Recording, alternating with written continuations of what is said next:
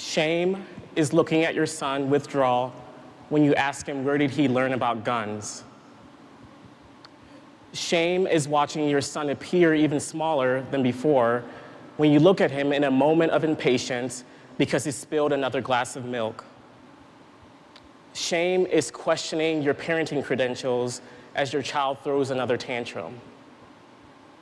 Shame is remembering those feelings yourself as a child and fearing that your own lack of healing from shame is being transferred to your own parenting. Shame is changing your Ghanaian middle name from Niamu Quaye to a more Americanized name of John because you got tired of your teachers butchering the pronunciation of your name and the smirks from your peers. Shame is using the wrong gender pronouns for your friends and colleagues, even when they've shared with you the correct pronouns over a dozen times. Shame is retreating into a small ball because your entire body is a problem. Shame is seeing the news reports of a murder and hoping that the perpetrator is not Black. Shame is meticulously dressing because you fear being seen as just another Black person. Shame is holding on to a marriage longer than you should. Shame is donning your bow tie on class days because you are reminded to never leave the house with a wrinkled shirt. My bow tie is my mask. It masks the shame I felt when my dad was treated subhuman because of his Ghanaian accent. It masks the shame I feel when I walk across Miami's campus and don't see other people of color. It masks the shame I feel that my body is often seen as a problem. It masks the shame I feel when I see a Black man in handcuffs. It masks the shame I feel about not knowing how my parenting decisions will affect my son's own shame. My bow tie, however, does not just mask my shame. It also projects. It projects a sense of confidence in a world where Black men are not supposed to shine. It projects a sense of me in a world where the me often feels so confined.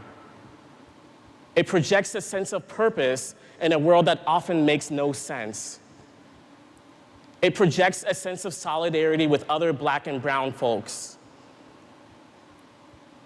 Essentially, my bow tie masks and projects simultaneously. It is both my armor against shame and my strength. I'm standing up here as a dad. I'm standing up here as a Black, heterosexual, able-bodied, cisgender man. I am all of these identities at the same time, even if some are more salient and others I don't see as often because of privilege and power. I'm standing up here as an associate professor in a student affairs and higher education program at Miami University. I'm standing up here with a rare opportunity to share my voice, a voice that so many people do not have. I'm standing up here as a nervous, scared, simultaneously empowered person who nonetheless owns that I will likely make mistakes in this setting and potentially cause more hurt and pain. I'm standing up here as the 2015 ACPA Next Gen co-chair. Oh yeah, and I'm standing up here as the closing speaker for the 2015 ACPA convention. On my list of things that I imagine would happen in the last 24 hours, this by far is not at all it.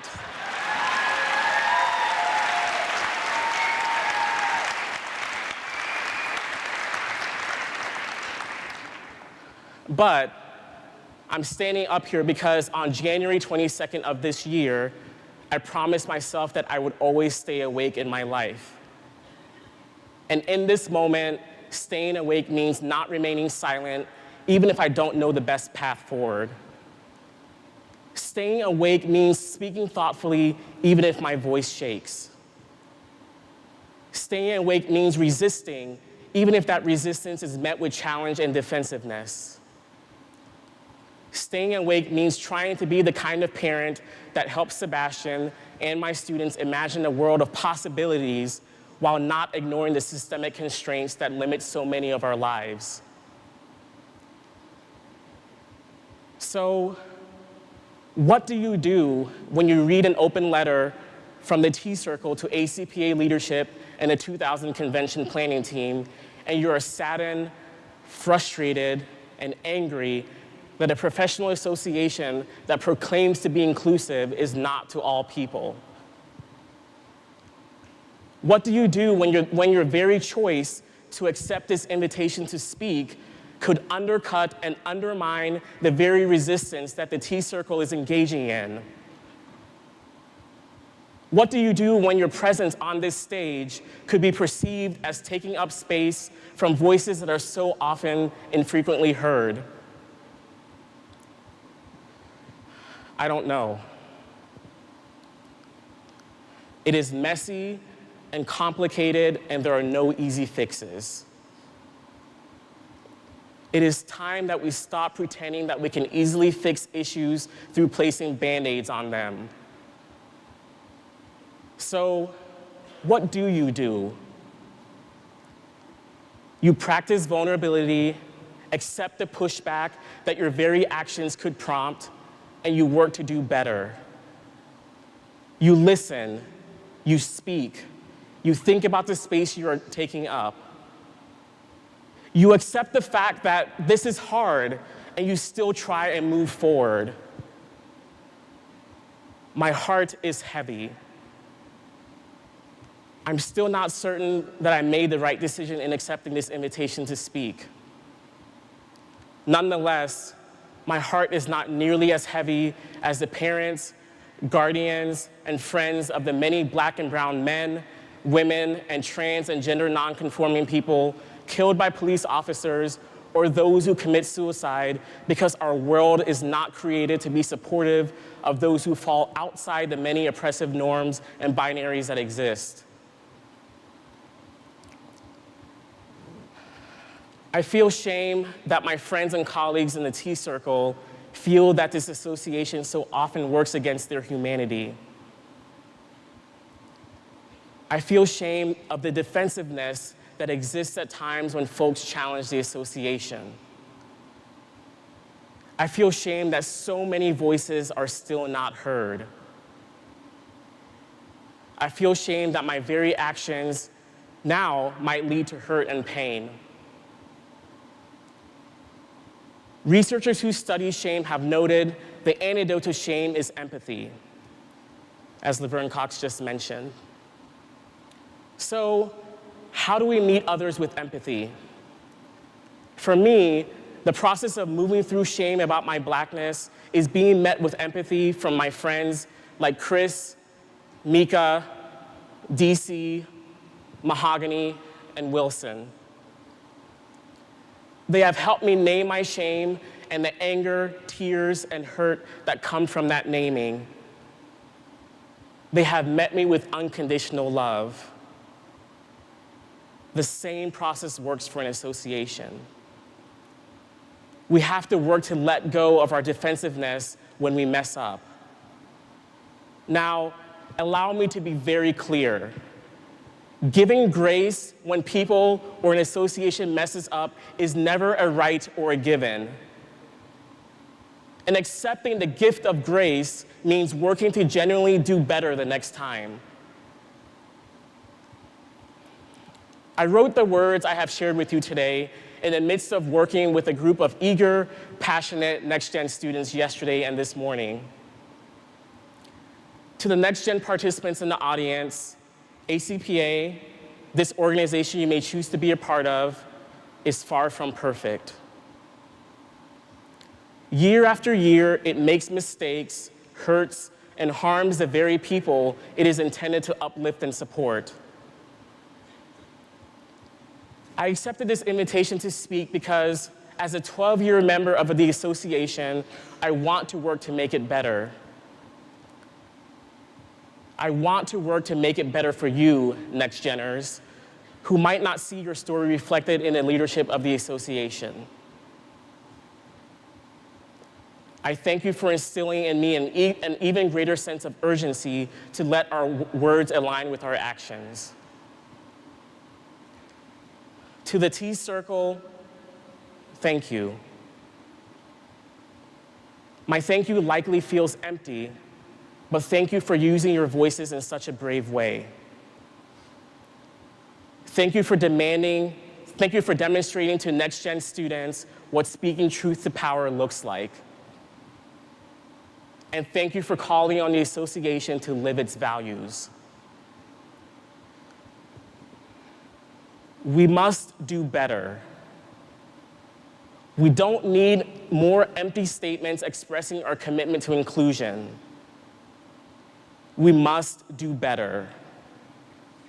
We need to see our own humanity in others' humanity. We must do better. We need spaces to name our shame and be met with empathy. We must do better. We need opportunities for people who don't look like me to have just as much as an opportunity to be up here as me. We must do better. We need opportunities for people who do look like me to have just as much as an opportunity to be up here as me. We must do better. We need to accept that the work that we do is never finished. We must do better. I want to reiterate the last portion that I just shared with you. And what I'm going to ask those of us in the audience to do is, when I get to the portions of we must do better, I want you all to join me in saying that as well. Because I want to hear the collective voices in this space about how we must do better. So we'll start off with, we must do better. We must do better. We don't need any more empty statements expressing our commitment to inclusion. We must do better. We need to see our own humanity in others' humanity. We must do better. We need spaces to name our shame and be met with empathy. We must do better. We need opportunities for people who don't look like me to have just as much as a chance to be up here as people who, to be up here as me.